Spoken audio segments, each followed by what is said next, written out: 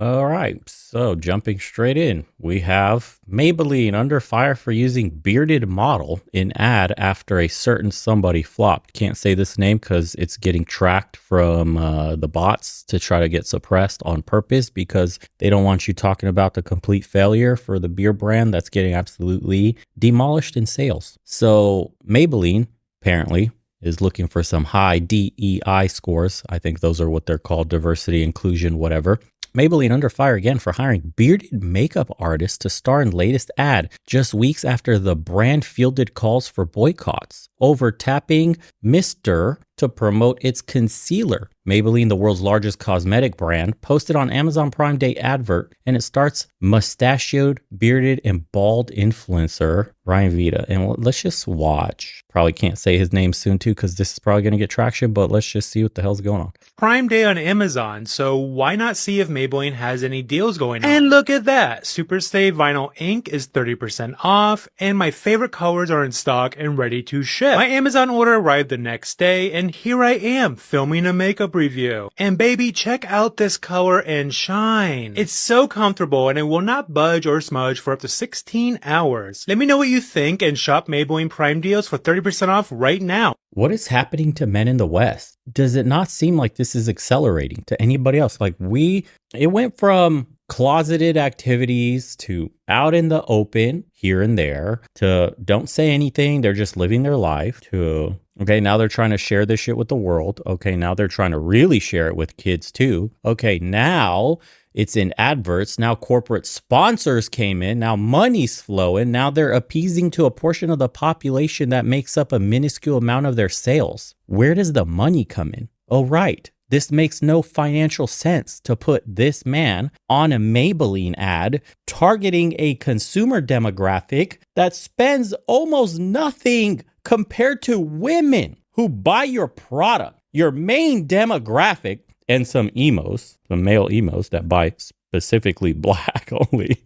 Maybe purple, don't know if that's one of their in colors, dark purple. Besides those guys, and those emos probably make a higher percentage than this community, this ideology. If they're still around, haven't seen one in a minute. They fell out of flavor of the month. But you are addressing people, a certain demographic that absolutely will get you financially ruined. What do the shareholders think about this? Aren't corporations beholden to shareholders and profits? How are you not getting sued? If women legit start a boycott here and have success, like the conservatives did with the beer company, is this not grounds for suing? Okay, so obviously you could tell that some women obviously would be upset at this. So this one specifically said, "Why are you using men to advertise this? I can't picture myself wearing any of your lipsticks when all I can see is a whole ass beard and mustache. Enough already. Peace out, Maybelline." He then blows a kiss showing that no gloss has transferred onto his hand in less than 24 hours since Maybelline shared the ad with his nearly 12 million Instagram followers. The video was viewed more than 1.2 million times. So are they going for the shock factor?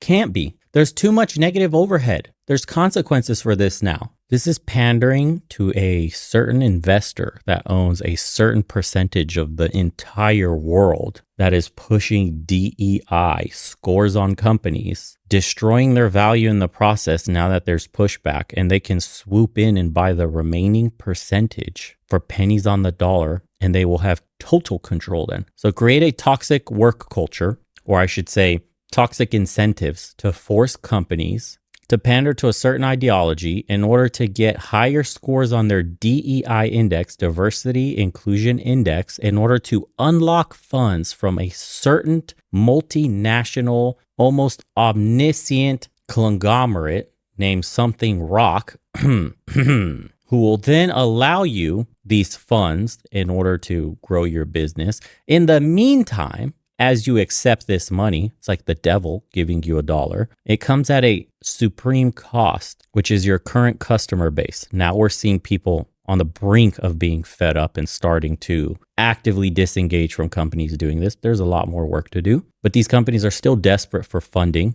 so they'll continue pandering to the score in order to unlock said finances. And now that there is pushback from the customer base, the old one, stock prices are tumbling. Said company, Rainbow Rock, now swoops in, buys huge chunks of shares from these under fire companies, yet again disguised as a rescue, which then further concentrates their power. The pool of shareholders gets smaller and smaller until there's basically one, the one and only Rainbow Rock. It's wild how much damage and how much influence ESG scores have had in the last 10 or so years with corporations. I mean, they're following them to the T rabid for that Rainbow Rock money. This is unacceptable and disturbing, one user wrote, while another commented, really don't want to be seeing men doing makeup tutorials. Nonsense. Unfollowing, another commented, while others announced that they won't be buying Maybelline products any longer after seeing the video. Over on Twitter, one response played on Maybelline's catchphrase, maybe it's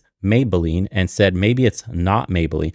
Very interesting because none of this shit exists in the Middle East. So while they destroy their customer base here, I bet you walk into a mall, wherever you see billboards, anywhere in the Middle East, advertisements, you will not see an ounce of any of this. Talk about hypocrisy. Yes, nothing inspires me to buy makeup more than seeing it smudged on the face of a bearded man, another tweeted. The post has reached out to Vita for comment. Representatives for Maybelline and its corporate parent L'Oreal also did not immediately respond to the post request for comment. So L'Oreal is like a giant company. I don't know how you boycott them when they basically have a damn near monopoly on all women's products. I mean, they're in the line of everything. It's going to be difficult. This is another failure of the state to prevent damn near monopolies from happening. These companies have captured market share in such an insane manner, like vertical integration of every single product sold, period. Like we saw it with the beer company where they have like 10, 20 different products under their name, which are all front row and center.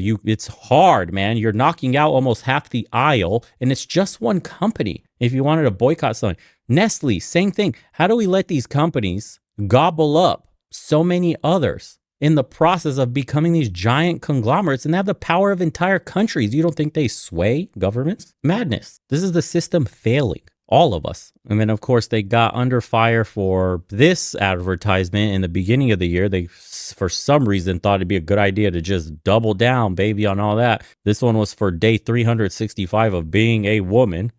Mind blown? Bruh. All right, then. On Twitter, one user wrote in response at the time, the latest fools to employ that dude are makeup company Maybelline. Go get woke, go broke. Great.